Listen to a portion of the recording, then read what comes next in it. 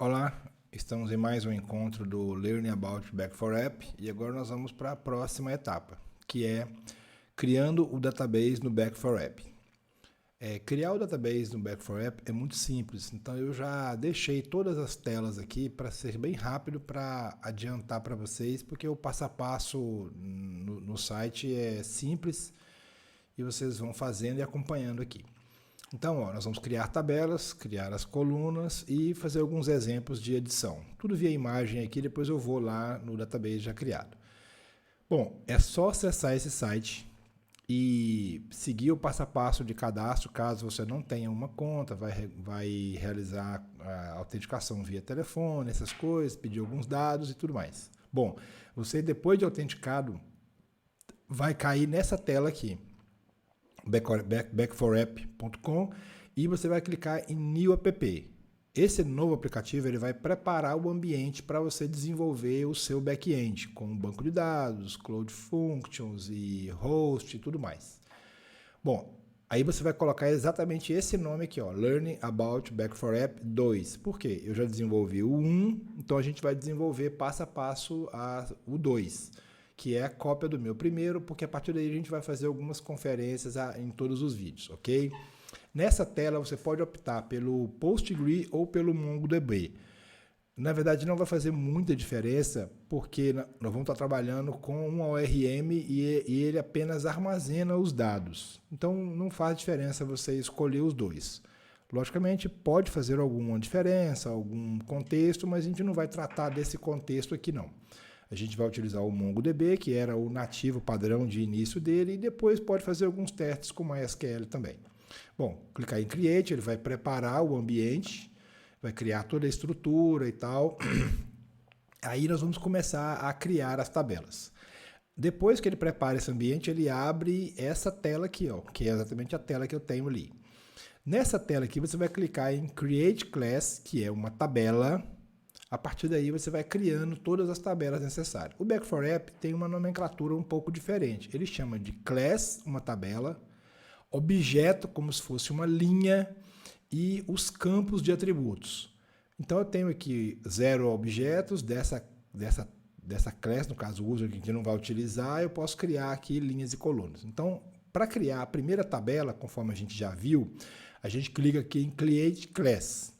Seria basicamente vir aqui e clicar em Create Class. Ele vai gerar essa tela, que é a mesma que eu tenho lá, e a gente vai preencher os dados. Então já está tudo pronto aqui, ó. Então é só colocar, a primeira tabela é gênero, aí vem, ela vai ser pública de escrita e leitura, porque a gente não vai trabalhar com restrições, com proteção e tal, não. Aí vai clicar em Create Class e adicionar as colunas ou os atributos da minha classe. Do meu objeto, no caso, da minha classe, que vai ter vários objetos. O primeiro objeto que a gente vai criar, a primeira coluna que a gente vai criar vai selecionar o tipo dela, é string, e vai criar do tipo type-string. Não precisa configurar nenhuma dessas informações, clica em adicionar essa coluna e ir para a próxima. A gente seleciona boolean, coloca o nome e vai para a próxima. Não precisa alterar nada aqui não. Aí seleciona o tipo number, coloca o nome. Eu deixei esses padrões, como eu já comentei, para ficar mais simples a gente entender e adota qualquer tipo de número lá. Clica em próxima, o datetime também e o array também, ok? Só clicar em próxima. Pronto. A partir daí, as colunas ficam desse jeito na tabela.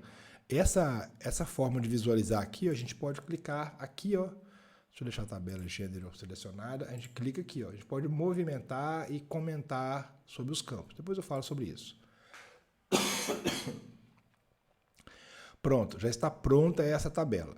Os campos Object ID, que é o ID da linha ou do objeto, ele chama de objeto.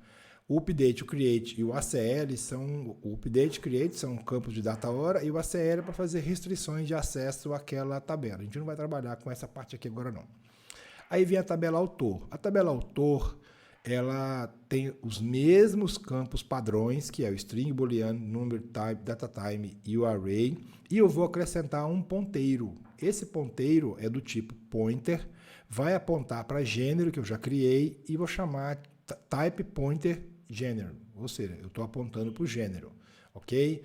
Então, no caso da tabela autor, vai ficar desse jeito assim, ó, ok? Todos os campos padrões e mais o gênero. A tabela shape, ela tem exatamente os mesmos campos da tabela gênero que a gente já fez. String, booleano, number, time e array, eu não vou repetir, mas ela tem um campo tipo file, ou seja, um arquivo. Eu coloco type file, que é do tipo, né, o nome do arquivo, poderia ser foto, thumbnail ou alguma coisa assim.